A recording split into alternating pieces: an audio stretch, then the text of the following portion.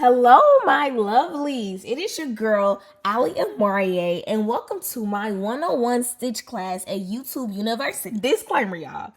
If you are anti-gel, this video is not for you, babe, okay? Not for you, babe. I'm so sorry. In this video, we'll be mainly focusing on 4C hair, the type of hair you see in the video. So, with that being said, y'all, we're gonna have to use some gel today, okay? Because as you start to braid hair more, as you start to get to know different textures, everyone's hair is different, okay? What may work for someone may not work for the next. As you can see, my client's hair is thick. And if you know anything about Stitch already requires gel, okay? If you're going for a clean look, baby, we gonna need to use gel. So that's rule number one. Keep that in mind. You're going to have to use that gel. Do not be stingy on the gel, especially when you have a thicker hair texture, okay? Be very generous. I personally like to spread the product on the outside on both sides, and then I like to go in and part the part down the middle and spread the product down the middle as well. That way, the product can touch every hair. Hey, you following? Okay. Are you with me still? Do I have your undivided attention? Because here's where we're about to get to the nitty gritty, okay? It's about to get real tedious around here. Okay, y'all. So once you comb through that part, through, once it's thorough, once all the product is through there, okay?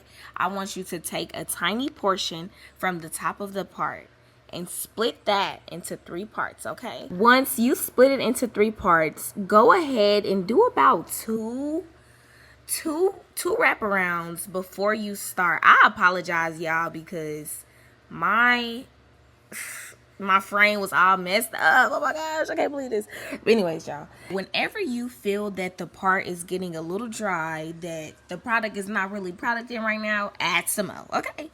Add some more. Refer back to rule number 1. Add some more. When it comes to stitching, y'all, do what works for you. Some people like to use their pinkies. Me personally, I like to use my pinkies. That's why I stick with stiletto nails. It's much easier. It kind of plays the role of a comb. But I also like to use a comb as well. So use whatever you feel works best for you. Whatever you decide to use, whatever it is, the main focus is to get as much product on that braid as you can without caking it up, of course. That way, when it's time to stitch, it'll seamlessly make a stitch, okay? Do you get what I'm saying? You see how my finger is gliding through, creating that line? That is product, okay? That is what product does. And a hint of technique, okay? And a hint of talent, okay? Stitching is not simple, but once you get the basics down, you can only go up, okay? Here we go. Rule number 2. Keep in mind that stitch braids are not a quick style. This is not something you can just hurry up and do, okay? Maybe you can, maybe, I don't know. I just know for me, it's a tedious style. So take your time, okay? Rule number 2, take your time. Everyone braids differently and also stitches differently. Some people like to do thicker stitches and some people like to do smaller. Me personally, I braid tight. I braid really close together. So it will only make sense for me to do skinnier stitches. You just have to figure out, do you braid loose or do you braid tight? If you braid loose, of course, you will go with more of a thicker stitch. If you braid tighter, you will go with a skinnier stitch. I hope this makes sense. But you just have to figure out what your signature look is. And once you figure that out, chef's kiss, okay? I'm going to let this video ride out just a little bit, and I will be back with y'all.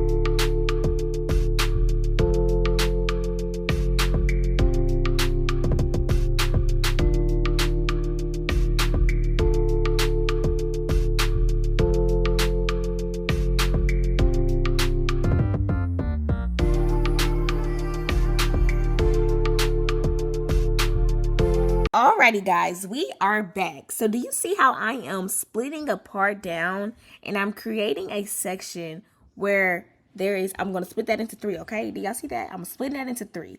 That's what I meant the last video, but yeah, my frame was all messed up. But you see how I did about 2 loop arounds and then I started to stitch? That is how I like to start off every stitch. Do not stitch right away. If that works for you, that's fine. But personally, I feel that it can become problematic later on. It can throw you off track. So I prefer to do about 2 to 3 loop arounds before I start to grab more hair. So rule number 3, be prepared to be in uncomfortable positions, okay? You have to be in uncomfortable positions. Me personally, I braid underhand, so I have to stand on top of my client's head, if that makes sense. I need to be above my client to the point where you see me stepping up and down from a stool. Plus, my client is a little taller, so I had to do what I had to do.